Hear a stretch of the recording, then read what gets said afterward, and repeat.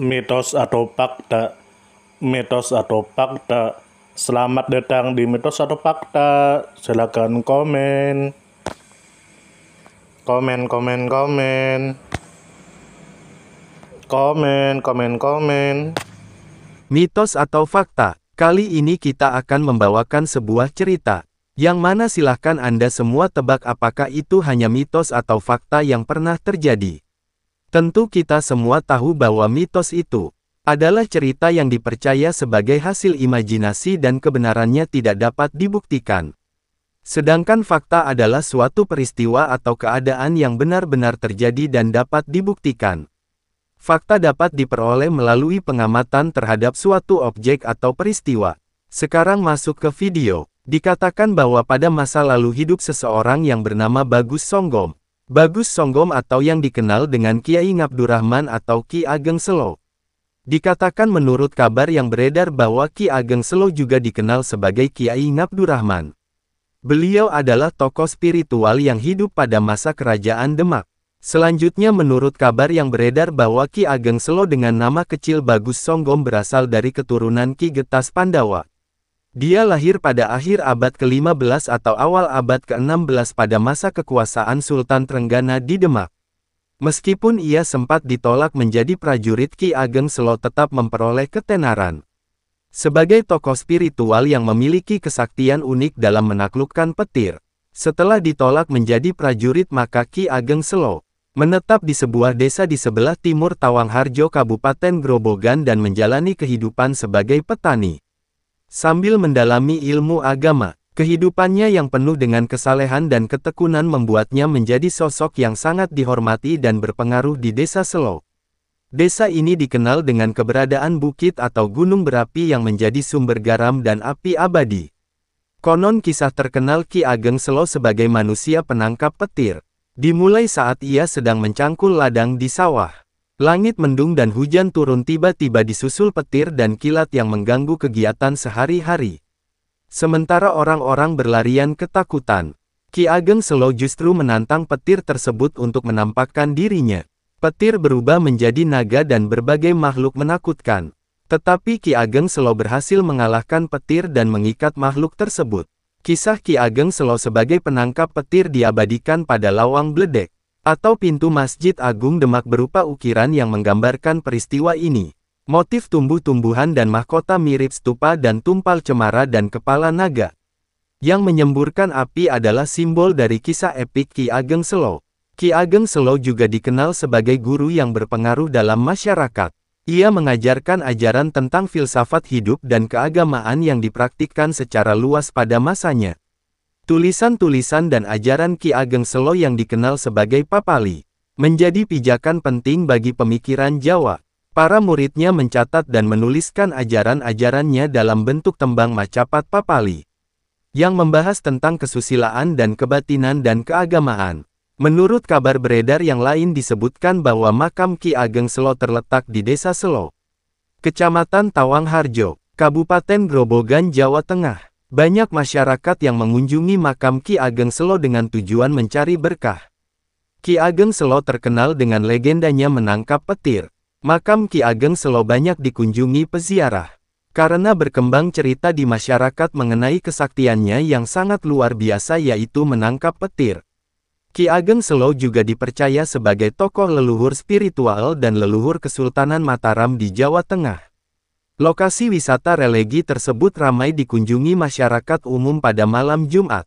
Dalam cerita Babat Tanah Jawi, Ki Ageng Selo adalah keturunan Majapahit.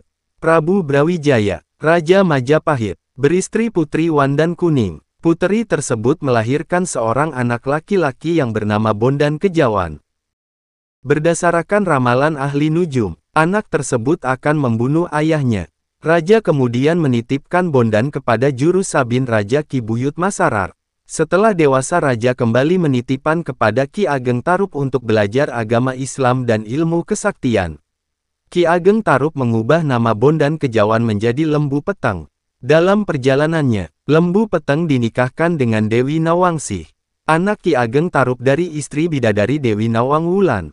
Setelah Ki Ageng Tarup meninggal, Lembu Peteng mengganti kedudukan mertuanya dan mengganti namanya menjadi Ki Ageng Tarub II. Perkawinan Lembu Peteng dan Nawangsih membuahkan seorang putra yang bernama Ki Getas Pendowo dan seorang putri yang kemudian menikah dengan Ki Ageng Ngerang.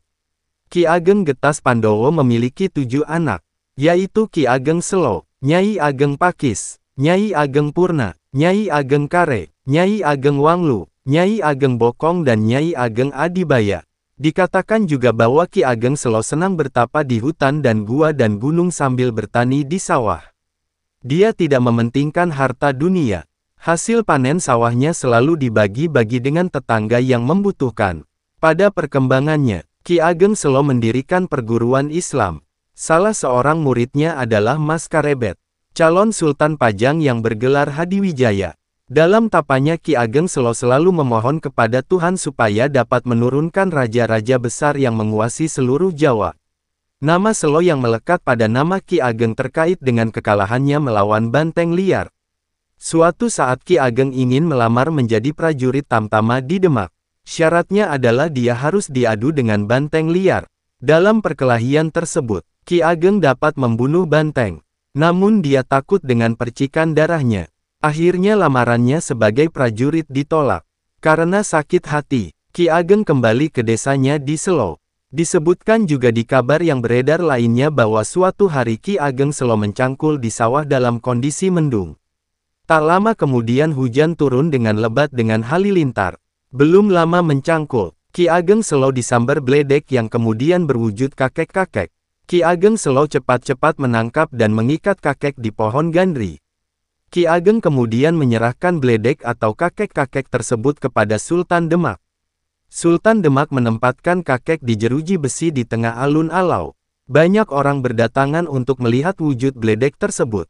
Kemudian seorang nenek datang memberikan air kendi kepada bledek yang kemudian diminumnya. Setelah bledek meminumnya terdengar suara menggelegar memekakkan telinga. Bersamaan dengan hal tersebut kakek dan nenek bledek lenyap.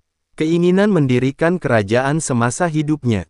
Ki Ageng Selo mempunyai keinginan untuk mendirikan kerajaan namun keinginannya tidak dapat dicapai. Keinginannya tersebut baru diwujudkan oleh cicitnya yang bernama Sutawijaya. Sutawijaya adalah pendiri kerajaan kedua atau Kesultanan Mataram yang berkuasa pada tahun 1587 sampai tahun 1601 Masehi. Kisah Ki Ageng Selo menangkap petir diabadikan pada sebuah ukiran lawang bledek pintu petir di Masjid Demak.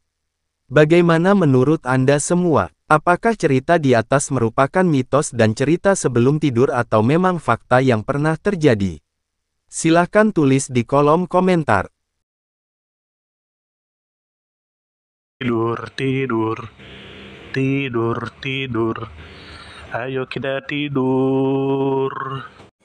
Mitos atau fakta? Mitos atau fakta? Selamat datang di Mitos atau Fakta. Silakan komen. Komen.